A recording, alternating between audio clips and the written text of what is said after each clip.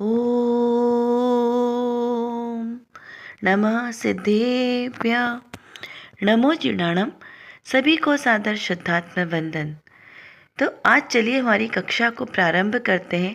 श्रावण शुक्ला पंचमी का शुभ दिन है और आज का हमारा सोनगढ़ का संदेश हम देखते हैं कि क्या संदेश आज हमें प्राप्त हुआ है। पूज्य बहन श्री के वचनामृत के आधार से यह आज का संदेश, जिसमें जीव के जो प्रथम भूमिका वाला जीव है उसको क्या करना चाहिए, उस विषय पर ये आज का हमारा संदेश है। तो चलिए हम विलंबना करके पहले संदेश का पाठ करते हैं। प्रथम भूमिका में शास्त्र श्रवण, पठन, मनन आदि सब होता है, परंतु अंतर में उस शुभ भाव से संतुष्ट नहीं हो जाना। यह सब है, किंतु मार्ग तो कोई अलग ही है। शुभाशुभ भाव से रहित मार्ग भीतर है, ऐसी खटक के साथ ही लगा रहना चाहिए। देखिए, हमें जगाते हुए यह संदेश माता जी का आज प्रस्तुत हुआ है, क्योंकि हम अनादिकाल से आज तक सिर्फ इस मोह निंद्रा में ही पड़े हैं और कुछ छोटा सा धर्म भी नहीं, धर्माभास ऐसा कह सकते हैं, उसी में हम संतुष्ट हो लेते हैं। तो क्या करते हैं हम, कभी थोड़ी सी पूजा पाठ कर लिया, स्वाध्याय कर लिया, कुछ उपशम ज्ञान अधिक होने से शास्त्र कुछ ज़्यादा याद हो जाते हैं, तो उसी में हमने क्या समझ लिया, धर्म मान लिया कि बस इसी में मेरा धर्म हो गया। दया दान पूजा पाठ आदि कर लिया, भक्ति कर लिया, तो क्या समझ लिया कि हाँ बस अब ये हमारा धर्म हो गया, बहुत धर्म हो गया, हम बहुत अपने आप को धर्मात्मा मानने लग जाते हैं। लेकिन यहाँ यह बताया है कि आचार्य देव कहते हैं कि प्रथम भूमिका में यह सब कार्य तो आवश्यक है, इसमें ही धर्म नहीं मानना है। श्रावक के लिए सट आवश्यक कहे हैं। कौन सा सट आवश्यक? देव पूजा, गुरु पास्थी, स्वाध्याय, संयम, तप और दान, प्रतिदिन दान दिने दिने। तो हमें क्या करना चाहिए? ये सारे आवश्यक तो हमें प्रतिदिन करने के लिए ही कहे हैं, लेकिन फिर भी इसमें धर्म नहीं मानना है, यह बात कही है। क्योंकि ये तो हमारी भूमिका के योग्य है ना। प्रथम भूमिका में जीव क्या करेगा? अपने अशुभ कर्म के बंध से बचने के लिए, पाप में प्रवृत्ति करने से बचने के लिए क्या करना है उसे? तो उसे यही करना है, क्योंकि शुभ भाव का परिणमन करना है। लेकिन शुभ भाव में ही यदि हम संतृप्त हो गए, उसी में हम तृप्त हो गए, तो क्या होगा? आगे हमारा मोक्ष मार्ग नहीं बनेगा।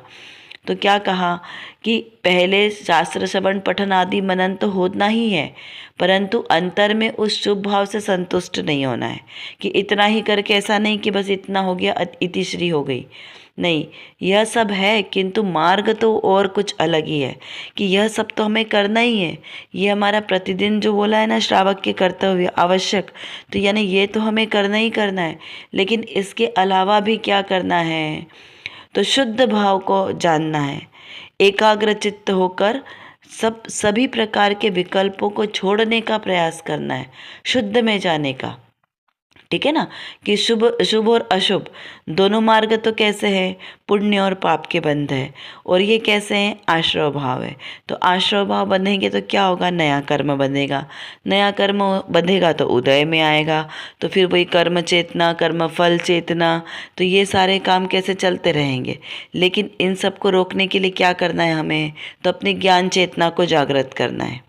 ठीक है ना, क्योंकि जब तक ज्ञान चेतना हमारी जागृत नहीं होगी, तो कर्म चेतना और कर्म फल चेतना कैसी होगी? चलती रहेगी, और उसी से हमारा संसार का परिभ्रमण बनता है। तो शुभ भाव हो चाहे अशुभ भाव, दोनों ही बंध का कारण है। एक पुण्य बंध है, एक पाप बंध है, लेकिन दोनों तो कैसा है? बंध के कारण होने से दोनों ही संसार के मार्ग है। तो ऐसा खटका हमें लगा रहना चाहिए। कौन सा खटका? कि ये जो कार्य मेरे अभी हो रहे हैं, इससे मेरा मोक्ष मार्ग नहीं बनने वाला, क्योंकि ये क्या है? संसार के कारण है, आश्रव है, और मुझे क्या करना है? संवर और निर्जरा, यानी ये जो आश्रव भाव आ रहे हैं, नवीन कर्म आ रहे हैं, इनको बंधन से रोकना है, तभी मेरा मोक्ष मार्ग आगे प्रशस्त होगा। तो ये सब कब होगा? जब हमारी दृष्टि सहज स्वभाव पर जाएगी, अपने ज्ञायक स्वभाव पर जब दृष्टि जाएगी, तब ये पर विकल्प हैं, पर के संयोगों से उत्पन्न होने वाले मोह राग द्वेष। क्या कहा मैंने? पर के संयोगों से उत्पन्न होने वाले मोह राग द्वेष, इन सबको कैसा होगा? बंध रुकेगा। जैसे लौकिक में कोई हमारा मित्र है, उसने हमारे साथ धोखा किया तो हमें उसका दुख हुआ। परिवार में किसी ने हमारे साथ बुरा व्यवहार किया तो उससे हमारा दुख हुआ। किसी ने हमारे साथ बहुत अच्छा व्यवहार किया, हमारा भला चाहा, मित्र जिसने हमारा अच्छा चाहा, तो उससे क्या हो गया? राग हो गया। तो ये दोनों बंध के कारण भाव क्या है? बंध के कारण राग भाव भी और द्वेष भाव भी। तो हमें क्या करना है? ना ही हमारा बुरा करने वालों से हमें द्वेष भावना करना है, और ना ही हमारा अच्छा करने वालों से हमें राग भाव रखना है। दोनों से कैसा करना है? सहज भाव, कि दोनों ही हमारे ज्ञान का गेय है। एकमात्र अपनी ज्ञान चेतना को जागृत करना है और दोनों को ज्ञाता दृष्टा भाव से देखना है, कि दोनों ही सिर्फ ज्ञाता भाव से देखने लायक है। शास्त्र स्वाध्याय, श्रवण, पठन, पूजन, पाठ, दया, दान जितना भी किया, ये सब क्या है? भूमिका योग्य, करने योग्य कार्य है, सिर्फ सत्कार्य है। लेकिन मेरे को कार्य कौन सा करना है? तो आत्मानुभूति का, अपनी आत्म प्रतीति का कार्य करने लायक है। जब मुझे आत्मिक आनंद आए। ये बाहर के जो कार्य, ये सब कैसे हैं? मान आदि कषायों का पोषण करने वाले हैं। और मैं कैसा हूँ? निरभिमानी हूँ, मान से रहित मार्दव स्वभाव वाला हूँ, है ना।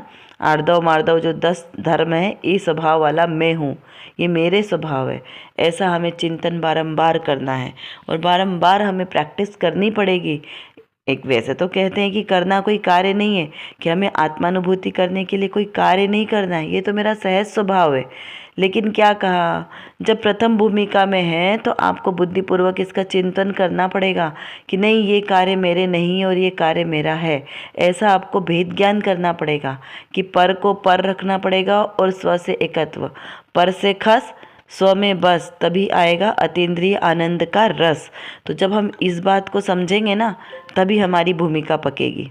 बोलते ना, भाव भूमि निर्मल होगी। भाव भूमि हमारी तभी निर्मल होगी जब हमारा भेद ज्ञान की धारा तेज तीव्र होगी। तो इस प्रकार का ये हमारा आज का संदेश। अब चलिए हम देखते हैं कि आज की हमारी रत्न कणिकाओं में क्या विशेष बात आई है। तो इससे हमारे बहुत सारे विषय क्लियर होते हैं प्रश्नों के माध्यम से। तो चलिए हम प्रश्न देखते हैं। प्रश्न है, छद्मस्त ज्ञानी पर को जाने और अज्ञानी भी जाने, तो दोनों के जानने की रीति क्या एक सी है? देखिए कितना सुंदर प्रश्न किया है, बिल्कुल विषय से रिलेटेड प्रश्न है कि ज्ञानी जीव यानी कौन सा? सम्यक दृष्टि जीव, जो वीतरागता का मार्ग पर चल चुके हैं, ऐसे ज्ञानी जीव। और छद्मस्त जीव किसे कहा? तो छद्मस्त जो अभी सम्यक दर्शन तो प्राप्त किया है, लेकिन अभी कहाँ से है?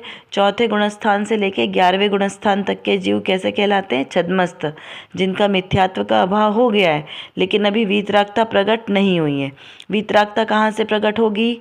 आंशिक तो हम जो 4th से लेंगे, लेकिन जो पूर्णता है वीतरागता की, वो 12वें गुणस्थान से लेके 14वें गुणस्थान तक। क्योंकि 12वें गुणस्थान से जो वीतरागता प्रकट होती है, वो निश्चित उत्तरोत्तर बढ़ती हुई 14 गुणस्थान तक ही जाती है। उसके बाद बीच में मरण भी नहीं होगा और ना ही जीव वापस मिथ्यात्व में आएगा। ठीक है ना, इसलिए वहाँ से पूर्ण वीतरागता बोली। कहाँ से? 12वें गुणस्थान से ऊपर से जीव वापस मिथ्यात्व में नहीं आता। 11वें गुणस्थान से नियम से जीव गिरेगा, है ना। तो इसलिए वहाँ तक के जीव को क्या कहा? छद्मस्त, यानी छद्मस्त, अभी वो पूरी तरीके से वीतराग स्वभाव में स्थिर नहीं है। ठीक है ना, छदम भाव वाला है, मतलब कच्चे परिणाम वाला जीव है। तो यहाँ कहा कि उस छद्मस्त को वो ज्ञानी भी पर को जानता है और एक अज्ञानी भी जानता है। तो दोनों के जानने में क्या रीति है? अब देखो, अगर हम यहाँ पे एक शब्द और जोड़े ना कि केवल ज्ञानी भी सबको जानता है। देखो, ज्ञानी जानता है, अज्ञानी जानता है, मतलब छद्मस्त ज्ञानी जानता है, अज्ञानी जानता है और केवल ज्ञानी जानता है। तीनों का कार्य क्या है? जानना, जानना, जानना। क्यों? क्योंकि आत्मा का स्वभाव ही जानना है। तो तीनों के जानने में डिफरेंस क्या है? तो ये प्रश्न है।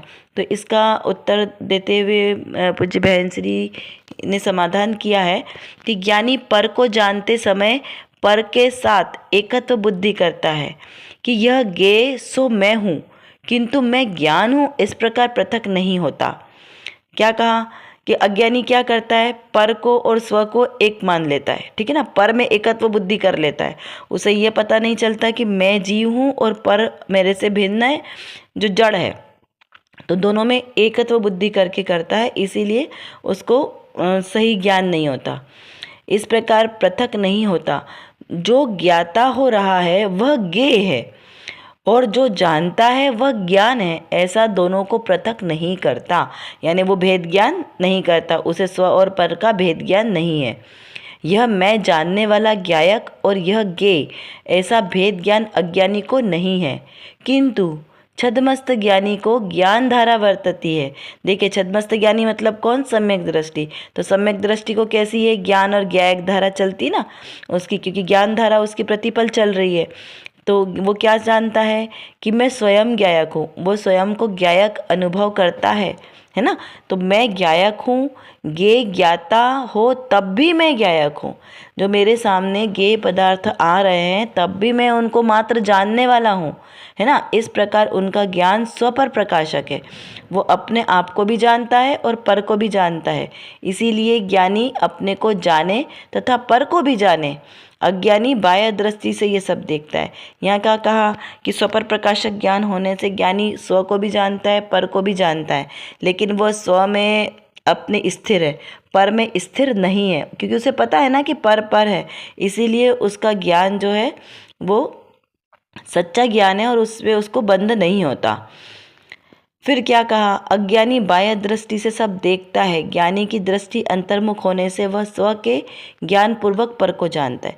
देखिए, अज्ञानी की दृष्टि कैसी कही, बाह्य दृष्टि, क्योंकि उसको बाहर ही देखता है ना, उसके घर यानी आत्मा की खिड़कियां कहाँ खुलती है, बाहर में खुलती है, तो वो बाहर के ही पदार्थों को देखता है, इसलिए वो सच्चा ज्ञान नहीं कर पाता। और ज्ञानी जीव अंतर्मुख होता है, वो अपने स्वभाव पर दृष्टि रखता है, द्रव्य दृष्टि, तो उसकी द्रव्य दृष्टि होने के कारण क्या है, उसे बंध नहीं होता है। फिर भेद ज्ञान की धारा पूर्वक वह अन्य को जानता है। इस तरह ज्ञानी और अज्ञानी पर को देखने की दिशा पूर्ण रूप से अलग है। यहाँ क्या मुख्यता किस बात की बोली, भेद ज्ञान की, कि ज्ञानी जीव और अज्ञानी जीव में क्या डिफरेंस है।